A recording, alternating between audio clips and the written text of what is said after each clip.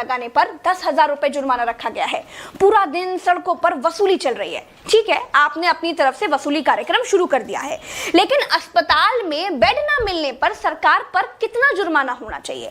Ventilator ना मिलने पर सरकार पर कितना जुर्माना होना चाहिए?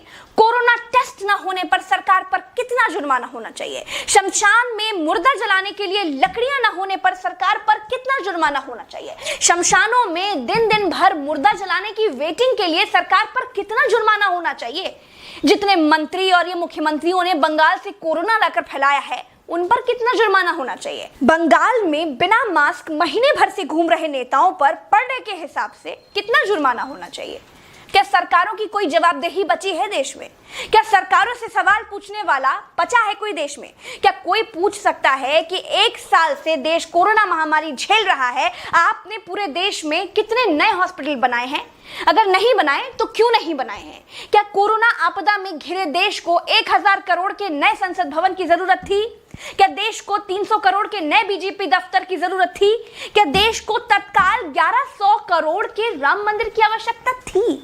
मंदिर के लिए चंदा मांगा जा सकता है तो हॉस्पिटल बनाने के लिए भी सरकार चंदा मांग सकती थी, लेकिन अस्पताल बनाने की नियत नहीं थी। मूर्ति बनाने की नियत थी तो बना दी। सरकारों ने अस्पताल नहीं बनवाए। क्या इस देश की पब्लिक सरकारों पर कोई जुर्माना लगाएगी? क्या कोरोना आपदा में देश को कुंभ सजाने की आवश्यकता थी? क्या देश को कोरोना महामारी के बीच बंगाल चुनाव में रैलियों की आवश्यकता थी? नहीं थी। देश को अस्पतालों की, डॉक्टरों की, कोरोना की दवाइयों की जरूरत थी। कुछ दवाइयां बनाई भी तो वाहवाही के चक्कर में विदेश भेज दी। आधे अधूरे टीकाकरण में देश अभी अटका हुआ है। और ये कैसा टीका बनाया है जिसे लगाने के बाद भी कोरोना हुआ जा रहा है? क्या कोई सवाल पूछेगा? चीन ने कोरोना को फैलाया और पूरी तरह से कंट्रोल कर लिया। अपनी जीडीपी में रिकॉर्ड बढ़ोतरी कर ली। चीन से सब कुछ तो ले ही लिया है, सीख भी ले लो।